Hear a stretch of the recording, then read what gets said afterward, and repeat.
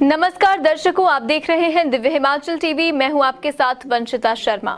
जाहिर है मैं आपको बताएंगे आपके आसपास, आपके राज्य, राष्ट्र और अंतर्राष्ट्रीय स्तर की कुछ अहम खबरें। इसके अलावा हमारे आज के दिव्य हिमाचल समाचार पत्र पर भी नजर डालेंगे और भी कुछ खबरें आपके लिए लेकर आए हैं, तो अंत तक कार्यक्रम में बने रहिएगा। आइए करते हैं कार्यक्रम की शुरुआत। कार्यक्रम में सबसे पहले नजर डालेंगे अंतर्राष्ट्रीय खबरों पर। यूक्रेन और रूस का युद्ध जारी है। इन परिस्थितियों में इंसानों की ही तरह जानवर भी काफी झेल रहे हैं। उन्हें बचाने वाला कोई नहीं है। कई लोग तो अपने पालतू जानवरों को छोड़ छाड़ कर चले गए हैं, मगर उन जानवरों के लिए मसीहा बनकर एक शख्स आया है जो अपने देश से बॉर्डर पार कर यूक्रेन में प्रवेश कर पालतू जानवरों को वहां से सुरक्षित निकाल रहा है। पोलैंड के रहने वाले 32 साल के जाकूब कोटोविक्स जानवरों के डॉक्टर हैं। उन्होंने पोलैंड बॉर्डर पार कर पिछले हफ्ते युद्ध क्षेत्र में प्रवेश किया और वहां जाकर उन्होंने उन जानवरों की जान बचाई जो लावारिस की तरह युद्ध के इलाके में भटक रहे थे। इसके अलावा रूस बीते 26 दिनों से यूक्रेन पर हमले कर रहा है। इस बीच अमेरिका के राष्ट्रपति जो बाइडेन यूक्रेन पर रूस के जारी हमलों के बीच उत्तर अटलांटिक संधि संगठन और यूरोपीय सहयोगियों के साथ बातचीत के लिए अपनी आगामी यूरोप यात्रा के दौरान पोलैंड भी जाएंगे। इसके अलावा चीन में कोरोना वायरस का ओमिक्रॉन वेरिएंट बेकाबू होने से कोविड संक्रमण तेजी से फैल रहा है। संक्रमण रोकने के लिए पूरे देश में लॉकडाउन जैसी स्थिति बन रही है। इससे आर्थिक संकट के हालात पैदा हो गए हैं। प्रांतों पर भारी वित्तीय बोझ पड़ रहा है। चीन के ही वुहान में 2019 में कोविड की शुरुआत हुई थी। चीन के कठोर नियमों के जरिए 2 वर्ष तक संक्रमण को काबू में रखा, लेकिन पिछले 1-2 सप्ताह में ओमिक्रॉन के कारण दबाव बढ़ता जा रहा है। राष्ट्रीय खबरों की बात करें तो दिल्ली से दोहा जाने वाली फ्लाइट की कराची में इमरजेंसी लैंडिंग करवाई गई। ये फ्लाइट कतर एयरवेज की थी। फिलहाल यात्रियों को कराची से दोहा भेजने के लिए दूसरी फ्लाइट का इंतजाम किया जा रहा है।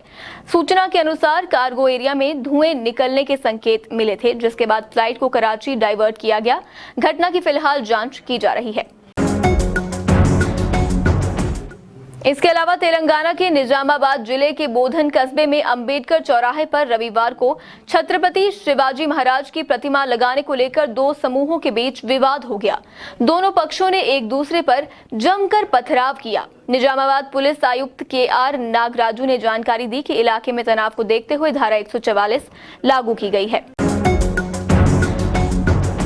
इसके बाद सालासर बालाजी के पास सालासर सुजानगढ़ मार्ग पर राम दरबार की मूर्ति लगे भव्य प्रवेश द्वार तोरण को अंधेरी रात में बुलडोजर चलाकर गिरा देने का मामला लगातार तूल पकड़ता जा रहा है। पूर्व CM वसुंधरा राजे ने भी इस मामले में राजस्थान की अशोक गहलोत सरकार पर जमकर निशाना साधा है।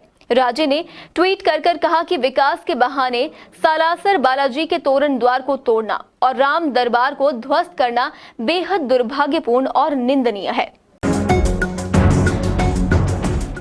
राज्य की बात करें तो नगर निगम सोलन के अंतर्गत वार्ड नंबर 7 स्थित धोबी घाट मार्ग पर रविवार को निजी स्कूल भवन के साथ लगता डंगा अचानक से गिर गया। इस घटना से आसपास के घरों को नुकसान पहुंचा है। गनीमत रही कि घटना के समय वहां से कोई बड़ा वाहन या कोई लोग नहीं गुजर रहे थे।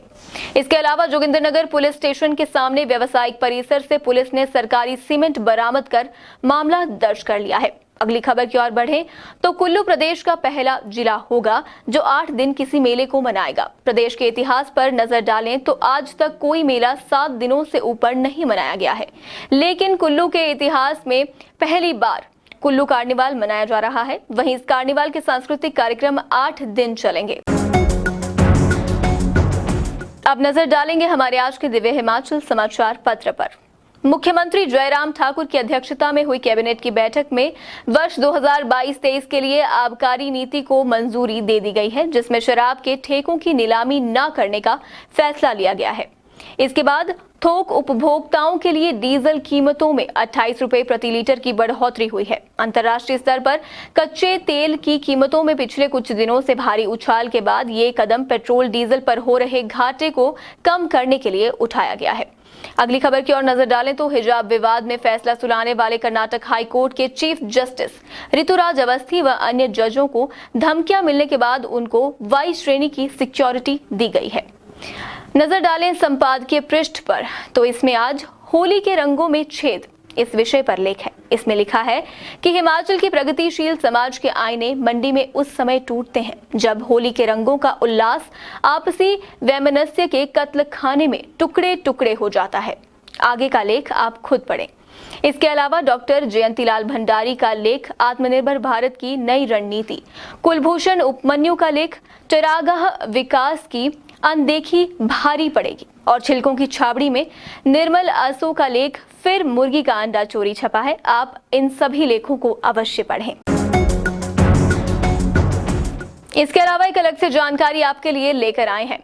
द कश्मीर फाइल्स इन दिनों सुर्खियों में है। विवेक अग्निहोत्री की इस फिल्म को देश भर से प्यार मिल रहा है, लेकिन सोशल मीडिया पर फिल्म को लेकर दो मत दिखाई दे रहे हैं। फिल्म को देखने के बाद जहां लोगों की आंखें नम हो जा रही हैं, वहीं कुछ लोग इसे नफरत फैलाने का एक प्रोपेगेंडा मान रहे हैं।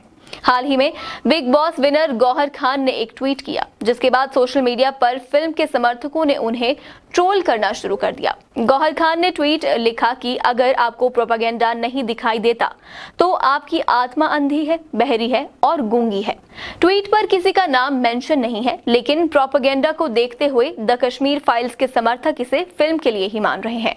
एक यूजर ने गौहर के ट्वीट पर रिप्लाई करते हुए लिखा, पहले से ही इतिहास पर बहुत सारे धारावाहिक फिल्म बनते हैं, लेकिन अभी बन गए तो आप जैसे लोगों को समस्या हो रही है। जो लोग गलत थे उस वक्त उनको लेकर फिल्म बनी है। आप खुद को क्यों ले रही हैं इसमें? क्या आप खुद को भी मानती हैं कि आपने कुछ गलत किया था जो आपको समस्या हो रही थी? एक अन्य ने लिखा कि अगर ये द कश्मीर फाइल्स मूवी के संबंध में ट्वीट है जिसे आप प्रोपेगेंडा के रूप में देखती हैं, तो मैं आपको अनफॉलो कर रही हूँ। दर्शकों, जाहिर है मैं आज के लिए बस इतना ही। अब आपसे मिलेंगे कल, तब तक बने रहिए दिव्य हिमाचल टीवी के साथ।